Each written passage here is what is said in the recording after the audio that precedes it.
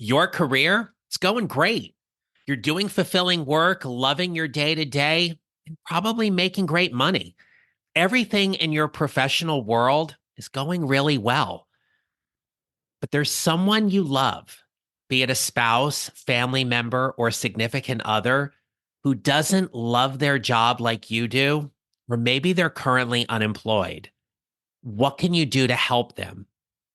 I've been on both sides of this scenario, and some of you might be experiencing this as well. So, in this episode, I'm going to help you by sharing one valuable question you can ask that loved one so you will know how to show up for them and give them what they need so they can find that job they'll love. Let's get started.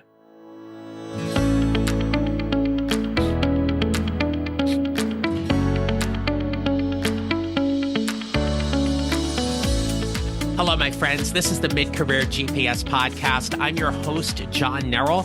I help mid-career professionals find a job they love or love the job they have using my proven four-step formula. I want to give a shout out to my email community for inspiring this episode today. Towards the end of last year, I surveyed them about what topics were of interest to them, and this one came up a little more than once. So I want to honor that and share this information with them today. But you might be listening to that and wondering, well, hey, John, how do I get on your email list? Well, there's a few ways of doing it. And the easiest way is simply go to my website at johnnerrell.com and download one of the free resources that are there. You'll automatically be enrolled into my email list, and I email different leadership and career tips and guidance every single week to help you build your mid-career GPS. It's totally free. It's not spam. Go to my website, johnnerrell.com, and come on into my email community. I'd be honored to have you there. So as I shared in the introduction, I've been on both sides of this story. I have been the person who has been miserable in his job and really frustrated trying to figure how I was going to get out of that situation. And I've also been the loving and supportive spouse, helping someone navigate through their layoff and their tumult in getting to a place where they're going to find the job that they love. And so if you're listening to this and you have someone in your life who you want more for them, you want better for them, you want them to have that job satisfaction and be really excited about getting to go to work every day, I want to tell you this story. So, as I've shared before, my husband and I have been together for over 15 years. We've been married for over 7. And my husband's career path has always been very, I'm going to use the word stable. It's been very progressive from one job into the next. He's always been very, very clear about the moves that he was making. And an opportunity came up several years ago. I want to say probably about 8 or 9 years ago. And it was an opportunity for him where he essentially was approached by a big organization and they said, we'd love for you to come work for us. And it checked the boxes for everything that he wanted in his career at that time. And so made the decision, he took the job. And a little over a year after being in that role, the company went through some business changes and 5% of the workforce was laid off. And he was part of that 5%. And so for the first time in his life, he found himself unemployed. And I remember going into work and a dear friend of mine who had the office next door to mine, she and I had actually worked. This was the third job we had worked together. So I worked with her when I was working at DC Public Schools. And then I brought her to the next place where I was working. And then I moved and went to another organization. And then I brought her over there as well. So we were close. And I walked into her office one day and I told her what had happened. And she said, do you have a few minutes? I said, yeah. She goes, you need to sit. I said, okay. And Heidi looks at me and she goes, I'm going to tell you something. She goes, you are going to be the most amazing husband you can be. You are not going to nag. You are not going to pressure. You are going to let him work through all of the things he needs to work through about what just happened. And if he needs to lay on the couch and Netflix and chill all day, you are going to let him do that and not say a word. Do you understand me? Yes, Heidi, I understand you. She had shared with me that this was advice she found to be particularly helpful as she navigated her situations and everything. But what I took away from it was this was his journey. This was his experience to work through. And in some ways, that was really easy for me to follow. Where it was difficult for me was sometimes coming home and wanting to vent about something that happened at work and thinking, oh, I should just really be thankful I have a job. And I shouldn't complain about this job because he doesn't have one. I want to offer you that they're both independent events. And one of the things I learned from it was that he was willing to listen to what was going on in my work life because it made him want to get back into that environment even more. And so, as he was navigating and figuring out what those moves were going to be, a lot of the things that you are all doing right now, he was doing. He was applying for jobs online. He was in networking. He was having conversations. He was able to secure some consulting work.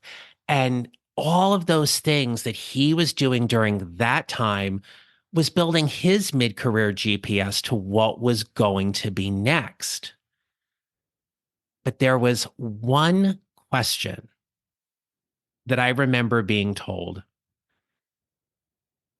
And I remember asking him, and it was an absolute game changer. Because, see, we have a rule in our house, which is we don't coach each other unless asked. We never coach unsolicited. And that is a really important part of our relationship because I coach all day long. He's my husband. I don't need to coach him. He has a coach, right? I don't need to be that person for him. But when he was going through that time in his career and he would start talking about stuff, guys in particular want to fix things. We just want to get to the solution and be done with it. If you have a guy in your life, be it a husband, boyfriend, partner, brother, and you see that they just always want to go and fix the solution, you need to be doing this and that's it. And by the way, don't point at me when you do that. That really triggers me. If you tell me I need to do something and you point at me with that, well, we gonna have an issue. So anyway, you need to be able to figure out, okay, how do you want to show up? So here's the question. When somebody comes to you and they're talking to you, rather than figuring out how you think you should show up, you're going to ask them. And here's the question. Do you need me to hear you, help you, or hug you? I'll say it again. Do you need me to hear you, help you, or hug you? Notice I didn't say want. This is about them. This is about them getting what they need in this moment. And so you're asking them what they need. Do you need me to hear you, help you, or hug you? So if they need you to hear you, you are simply going to listen. That's it. You're going to listen. Hold space for them. Let them vent, cry, be angry, whatever it is. You're just there to hear them. If they need you to help them, they might have some questions. They may ask you for advice. And sometimes they just need a hug. They just need to know that you're there for them and in their corner and unconditionally loving them and supporting them. They just need that hug, and that's it. Do you need me to hear you, help you, or hug you? When you love someone, we know we never want to see them in pain or suffer. We want to make life for them as perfect as it can be, and it's an impossible task. But when you show up from that place and you say to them, okay, do you need me to hear you, help you, or hug you? They'll tell you. And you honor their request by giving them that. If they need you to hear them, the last thing they're going to want to hear, and it will end up in an uncomfortable evening, is if you say to them, yeah, I hear you, but if you just did this, that's not what they need. They didn't ask for that. The other thing I will offer you is you need to have someone outside of that loved one that you can talk to as well. Who can you go to share your frustrations or your concerns, or be that sounding board for you to help you show up even better? We all have these things that we buffer. What takes up our time. We may scroll on social media, stream certain shows, watch TV, listen to music, play video games, whatever that is. I never realized how important that buffering can be for someone in a career transition to help them get to the next step. Now, I'm not saying they need to be doing it for a year. That's not my point. But you and I both know there are times when you have days, and I'm going to give a shout out to a dear friend of mine who has this phenomenal phrase. She's like, I need to take a knee today. Sometimes we need to take a knee.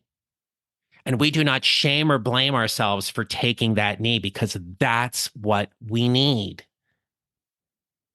I just want to offer you to show up for your loved one. Give them what they need. Be there for them.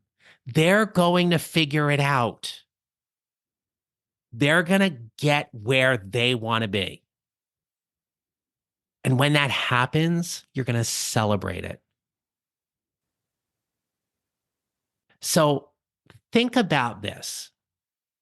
If you have someone in your life, I want to challenge you to ask them that question. Do you need me to hear you, help you, or hug you? And even if they look at you and go, what the hell kind of question is that? Say, no, I just want to know what you need from me right now. Do you need me to listen? Do you need me to give some advice? Do you just need a hug? Let them tell you. They will love you so much more because of it. And when you make those agreements and they tell you what they need, you now know how to play the game. You don't have to walk on eggshells or be tentative about what to do, because they've told you exactly what they need, right? You can now move freely because you have that agreement. And asking that question is important and necessary to give them exactly what they need in the moment. All right. If you enjoyed this episode, if this was helpful in any way, shape, or form, I would be truly grateful if you would share this episode with them. Send them the link to the podcast, ask them to follow or subscribe, tell them 2 episodes a week. We got great content coming out. Thank you so very much for letting me share this space with you, and be the supportive, loving person you are for that loved one in your life. So until next time, my friends, remember this: you will build your mid-career GPS 1 mile or 1 step at a time, and how you show up matters. Make it a great rest of your day. Thank you for listening to the Mid-Career GPS podcast. Make sure to follow on your favorite listening platform. And if you have a moment, I'd love to hear your comments on Apple Podcasts. Visit johnnerrell.com for more information about how I can help you build your mid-career GPS, or how I can help you and your organization with your next workshop or public speaking event. Don't forget to connect with me on LinkedIn and follow me on social at John Darrell Coaching. I look forward to being back with you next week. Until then, take care, and remember, how we show up matters.